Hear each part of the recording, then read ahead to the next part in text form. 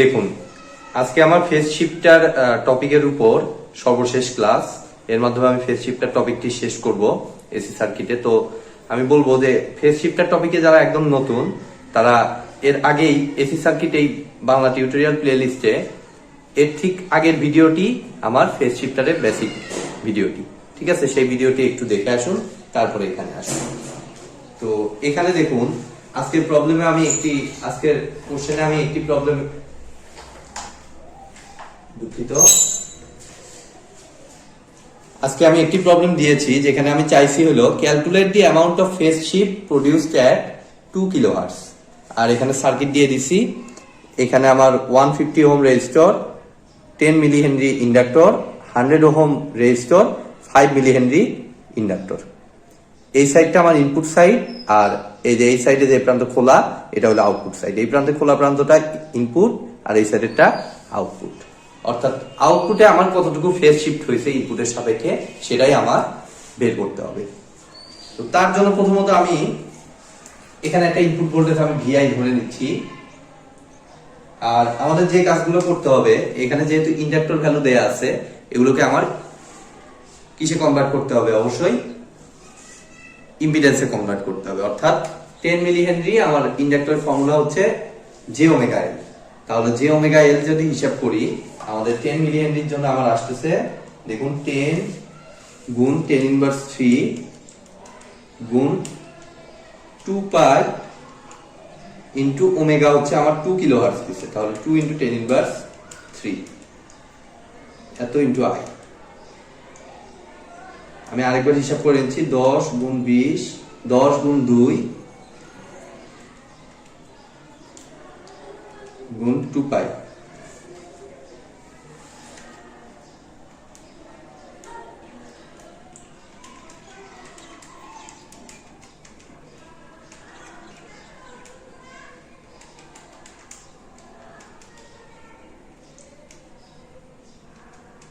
চল্লিশ পাই I, 40 pi I মানে যে 40 পাই, এভাবে লিখি এটাকে। 10 এরটা আসতেছে যে 40 পাই। দশমিক আসবে দেখে দশমিকটা অ্যাভয়েড করলাম, পাই দিয়ে, ঠিক আছে। একইভাবে 5 মিলি হেনরি আমার আসতেছে 5 ইন্টু 2 ইন্টু 2 পাই, এটা আসতেছে যে 20 পাই, এটা আসতেছে যে 20 পাই ওহম।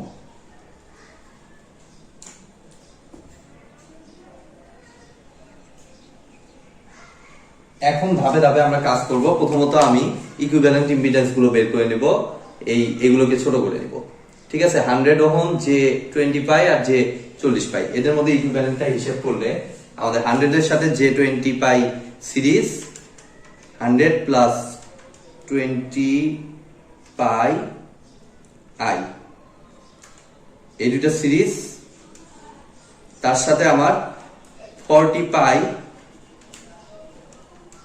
যে, এটা হচ্ছে প্যারালাল। 100 প্লাস 20, আমি ক্যালকুলেটরে হিসাব করে নিচ্ছি, 20 পাই আই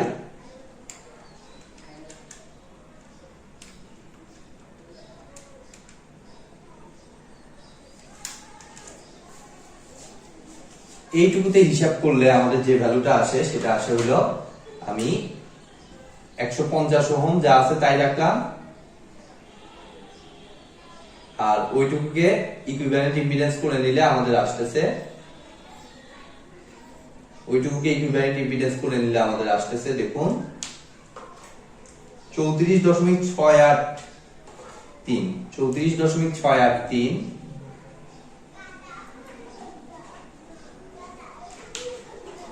প্লাস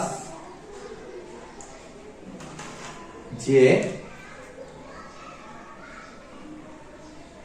60.288 এত ওহম। এবং এটার অ্যাক্রসে ভোল্টেজটা আমরা V1 ধরে নিলাম। তাহলে এই ভোল্টেজটা অ্যাকচুয়ালি হচ্ছে এই ভোল্টেজ, V1 ভোল্টেজ, ঠিক আছে। এই V1 ভোল্টেজটা প্রথমত আমি বের করব। তাহলে V1 ভোল্টেজটা আমাদের আসতেছে, দেখুন, simple voltage divide rule use করলেই আমার হয়ে যাচ্ছে। অর্থাৎ এই যে এই ইম্পিডেন্সটা 34.683 প্লাস এই ইম্পিডেন্সটা যে 60.288 ডিভাইডেড বাই 34.683 প্লাস ওই ইম্পিডেন্সটা আবার লিখতেছি প্লাস আরেকটা ইম্পিডেন্স কত আছে আমার 150 ওহম, এত ইনটু বিআই। ঠিক আছে, তাহলে এটা আমরা একটু দেখি ক্যালকুলেটরে কত আসে। ডিভাইডেড বাই তো যোগ 150, যে ভ্যালুটা আছে সেটাকে আমরা আর থিটা ফর্মে লিখি, যেহেতু এটা অনেক বাজে একটা রেজাল্ট আসতেছে, অনেক কিছু লেখা লাগতেছে। আমার আসতেছে 0.358 অ্যাঙ্গেল 42.0099 ডিগ্রি।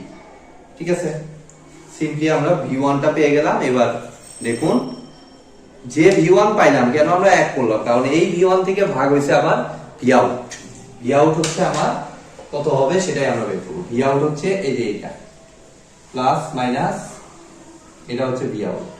তাহলে V1 পাইলাম, সেই V1 থেকে আমরা আরেকটা ভোল্টেজ ডিভাইড ইউজ করলে আমরা Voutটা পেয়ে যাব। অর্থাৎ Voutটা আমার আসবে এখন J20 pi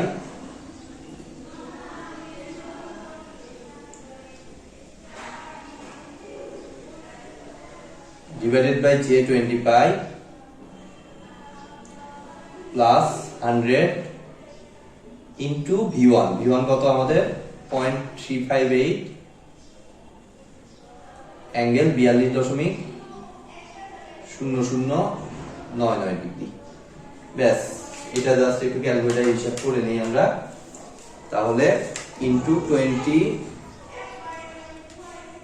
pi I divided by 20 pi I plus 100। অবশ্যই আমি এখানে একটা ভুল করে ফেলেছি, সেটা হলো এখানে আমি VI টা উল্লেখ করিনি। তো এখানে VI অবশ্যই উল্লেখ করতে হবে, এত ইনটু VI। তাহলে আমাদের কত আসতেছে রেজাল্ট 0.1905 অ্যাঙ্গেল